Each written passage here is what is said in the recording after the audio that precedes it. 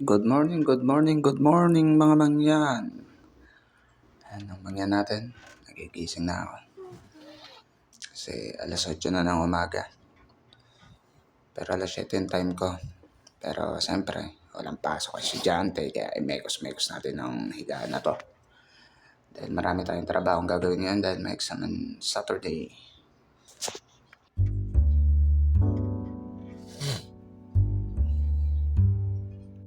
Kaya magluto na tayo ng masarap na isda mga mangyan. Sariwang-sariwang isda namin prito.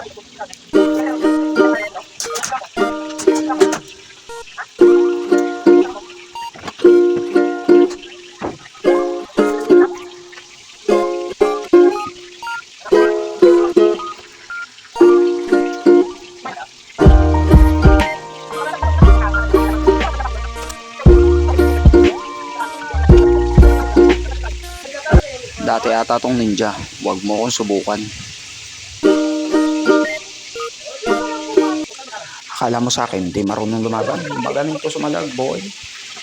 Basta man yan, magaling sumalag.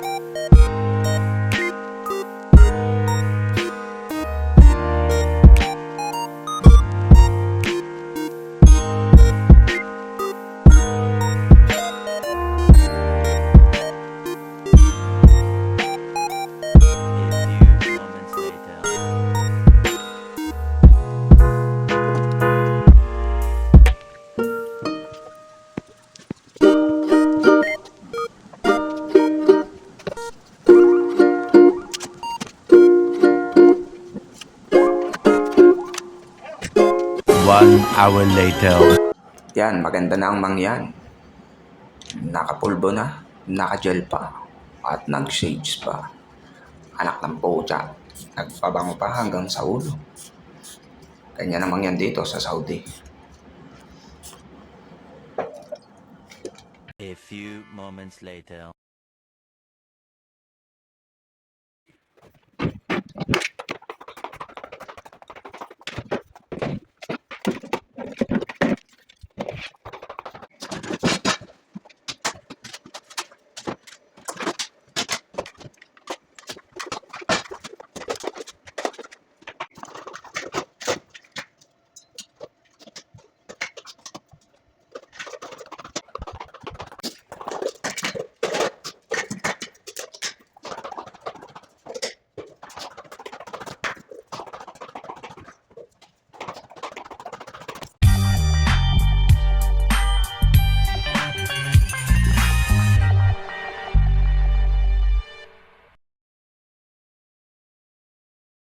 Patayin naman natin lahat ng speaker kasi Friday bukas walang pasok para makapagpahinga.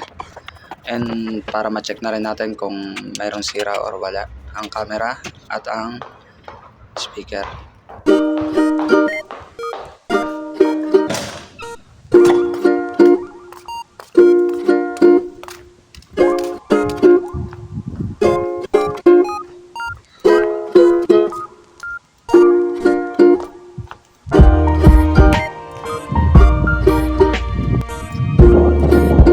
Need natin tumakbo kasi sayang ang Kojik, masyadong mainit. Takbo! At sa halip na magpapatay lang tayo ng speaker dito mga mangyan, merong pangyayari na di natin inaasahan. Hindi gumagana yung mic nila. Wala nga. So kailangan natin i-check kung ano ang sira nito. kung may lumuwag bang cable or magta-try tayo ng ibang mic para ma-check natin. So, samahan nyo ako para malaman natin ba't di siya gumagana.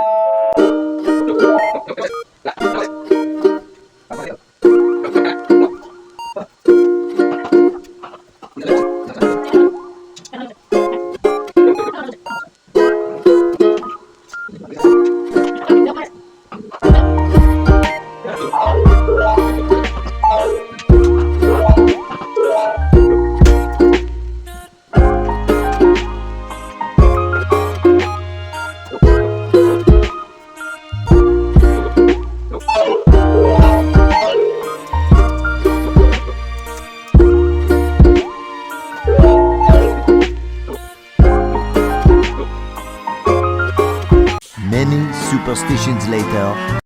Yan, ito, nakakuha na tayo ng dalawang mic sa ibang building. Ito-try natin siya kung saan nasira, kung sa mic or sa mouthpiece.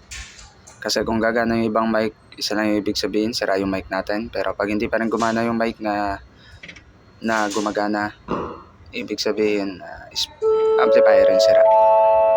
Then, samahan nyo ako na ma-check ito.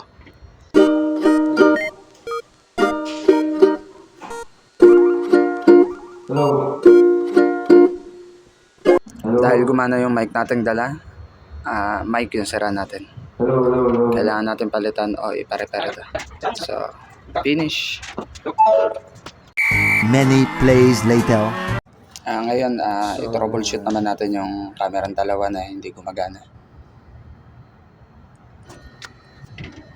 So, tinry natin siya palitan ng IP, pero ayaw niya gumana kasi yung password, hindi natin alam kasi iba yung nagkabit na technician nito na una. So, i-reset natin yung CCTV natin, the Hua camera. I-reset natin sa main camera.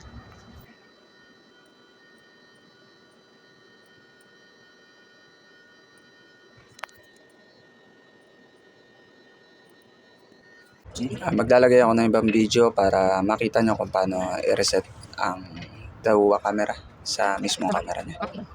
Para bumalik ito sa factory default password niya.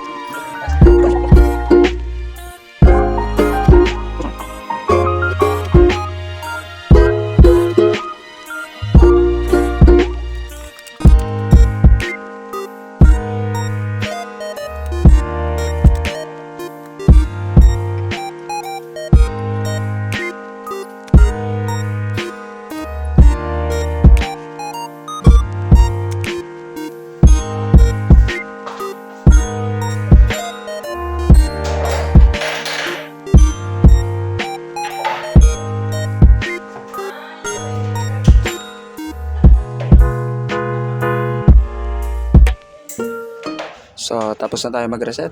Ibalik na natin yung mga camera para makita na natin kung gagana siya. Kung walang sira yung cable niya. Let's do it!